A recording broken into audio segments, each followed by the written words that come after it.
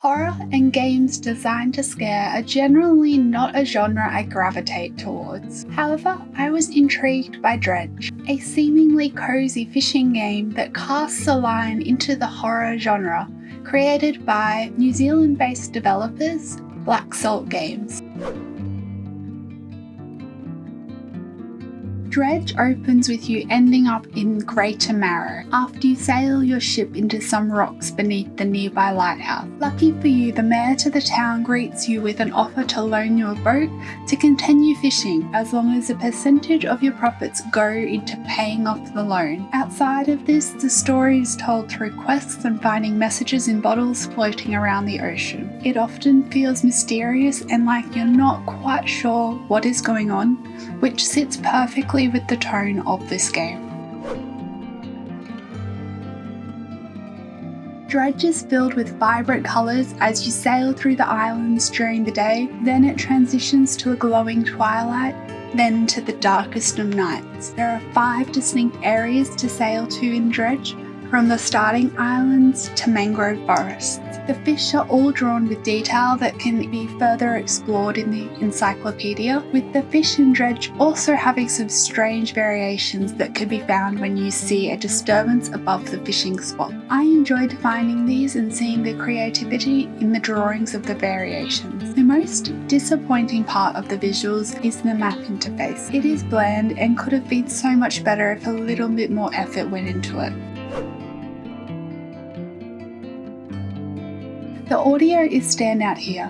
It helps carry the game in terms of atmosphere. The daytime is filled with peaceful piano tracks to lull you into feeling safe, only for the night to encroach with an eerie quiet. Unfortunately, the tracklist is limited to only a few tracks on repeat when the music does play. There is also a natural ambience that perfectly allows you to feel as if you are actually sailing in the ocean. Dredge has no voice acting, which doesn't detract from the game. However, it may have helped the immersion if it was included.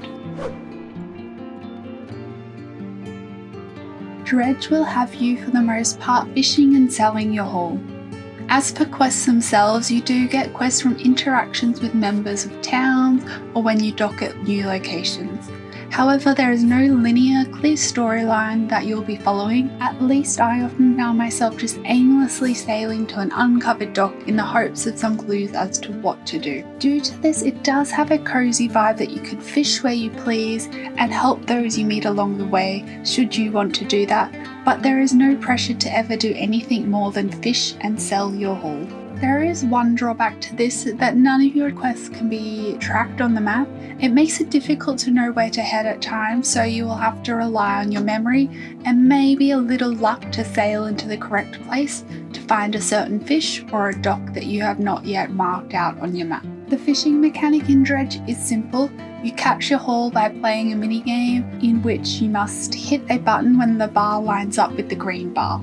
There are some variations of the shape and how the targets move, but it is always simple to play. If a bar is yellow when you hit it, it will reel in a rarer catch that sells for more. Perhaps the most challenging aspect comes from managing your haul itself. Your ship only has limited storage, and certain items like fishing rods can only be held in certain squares, so it becomes a game of Tetris as to what you can hold before you need to find somebody to sell your haul to. Fish also have a freshness meter that determines how much money they can sell for. The fresher the fish, the more money you will earn from selling them. Honestly though, I never paid too much attention to this, as it never felt like there was a huge impact. At first, not all equipment types are available to you.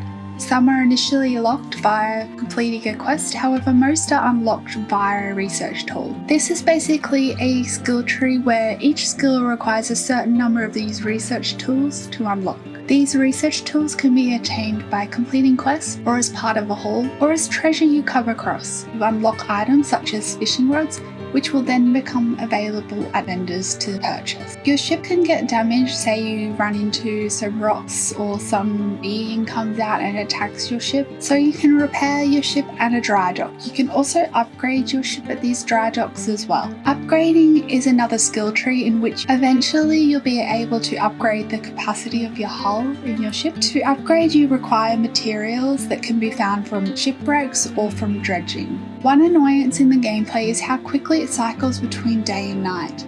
Certain catches only appear during the respective hours of the day, and with the day-night cycle lasting what feels like only mere minutes, it can be a little frustrating. I don't think it would even affect the sense of dread you feel during the night hours if it lasted just a little longer. Speaking of the night, you have an eye that progressively looks around and measures your paranoia. Once the meter reaches certain points, strange things start happening, such as rocks appearing out of nowhere or eyes surrounding you in the fog. Occasionally, it will also cause crows to steal your haul or your catch to be infected. It isn't too detrimental apart from losing some potential money from selling your haul, so I was never too worried about the paranoia meter as I played through the game. With a gameplay loop that kept me hooked, I had fun sailing into the calm seas of the day and the unknown of the night. If you enjoy cosmic horror and are looking for a cozy game that you can explore at your leisure, then Dredge may just be the perfect game for you. Thanks for watching this video. Don't forget to give it a like if you found it helpful, and I'll see you in the next one. Bye bye!